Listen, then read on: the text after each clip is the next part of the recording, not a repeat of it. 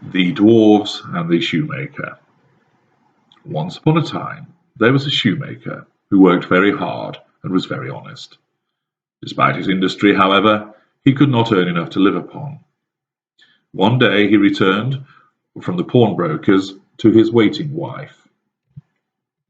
"Well, I have pawned nearly everything we have, save some leather and my tools.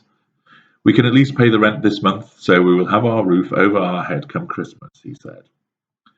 "It is the rent that is the problem, dear husband," answered the wife. "If it was not so extortionate, we would not be in this pickle. Every month the landlord's agent, that horrible Mr. Tenant, comes round here and tells us that the landlord has increased the rent again." "I know, dear wife. I do not know why he does not evict us." "It is because you keep trying ever harder to please him. That is why, and look at us now.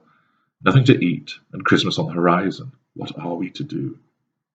"Well, I have enough leather for one pair of shoes, which I shall make tomorrow, and hopefully a well-to-do customer will purchase them from me, and all will be well.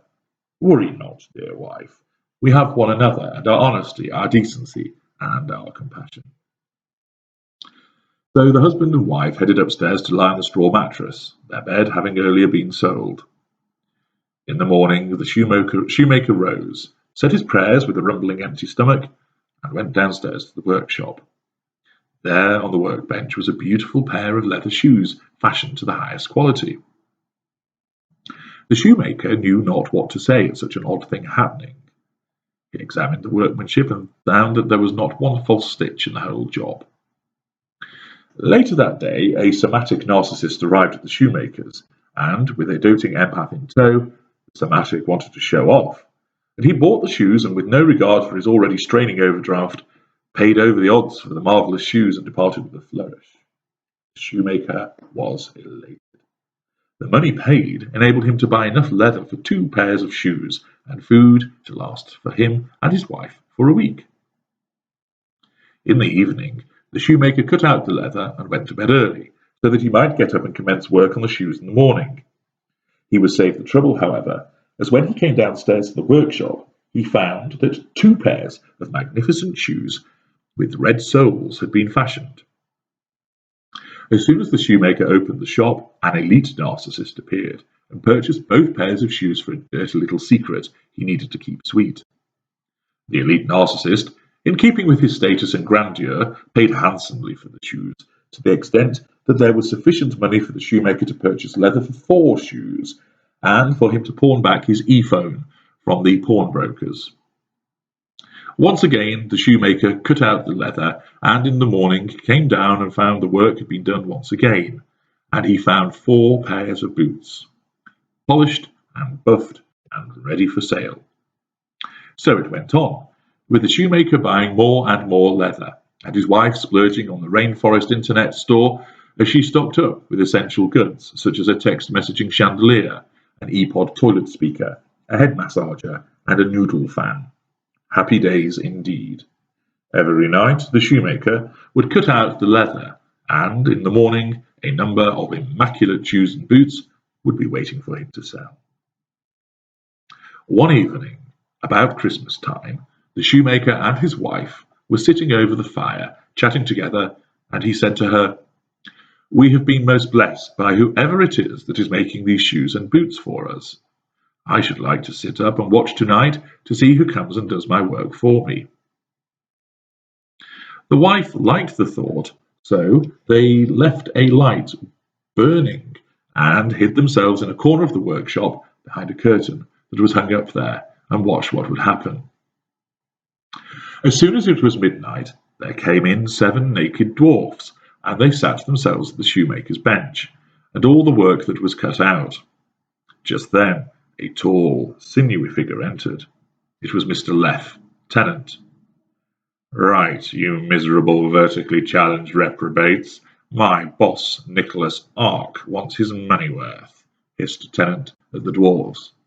"So tonight we need product for Noak, Udidas, James Choo Choo Train, and Meow Meow. So get those made first, and then the rejects can be left for the loser who runs this place," ordered Tenant. "Begging your pardon, Mr. Tennant, but when might we get our clothes back?" asked one of the dwarfs. "It is rather chilly around the old Willie in here." "Suck it up, Buttercup," announced Tennant. "Mr. Ark did not want you wandering around town in orange jumpsuits with community payback plastered on the back, drawing attention to this place. Not when using your labor he can undercut the Chinese orphans and Indian slum kids." The dwarves lowered their heads and cracked on with their shoemaking skills. "That is terrible. Fancy making them work naked," whispered the wife to the shoemaker. "Really?" muttered the empathic shoemaker. "Yes, the poor chaps must be rather cold. No wonder they work so quickly." "But the fact that they are undercutting the Chinese orphans and the Indian slum kids whilst diverting my product to Western icons of capitalist exploitation does not concern you?" asked the shoemaker. "Well, now you come to mention it, yes." "How come you didn't think of doing that first?" asked the wife. The next day the shoemaker said to his wife, "Those naked dwarfs have made us a good living, and we ought to be thankful to them, so we should do them a good turn. I'm sorry to see them run about naked. Well, all save the bald one. Ooh, my, he is buffed and ripped. Anyway, I shall make them a shirt and a coat and a pair of shoes, a waistcoat and a pair of pantaloons." "Bollocks to that, laughing boy," said the wife. "Run them up a onesie each, and be done with it." Ever eager to please, the shoemaker prepared 7 onesies, all labelled with the names of the sins of the empath, for he had heard their names used by Mr. Tennant the previous night. "These onesies are so comfortable and warm, they will be mightily pleased with them," smiled the kind shoemaker. The cobbler made the clothing and shoes, and instead of laying out the cut leather, he placed the clothing ready for the dwarfs before he and his wife hid once again and waited for their arrival. Around midnight the dwarfs appeared and shuffled into place, morose looks on their faces.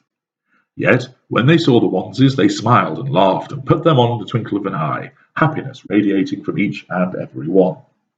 "What in the name of Satan's pitchfork is going on here?" shouted Lieutenant when he entered the store. The dwarfs stopped their jigging and jubilation. "Where's the raw product?" asked Tennant. The dwarf shrugged. "There is none," said the shoemaker, as he emerged from behind the curtain. "What do you want, loser?" asked Tennant.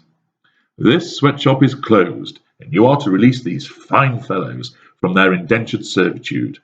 I shall look after them now as proper employees with attendant benefits and health insurance," said the shoemaker. "Oh, no, you won't," snarled Tennant. "By interrupting this order, you are in breach of contract, and liquidated ascertained damages are massive.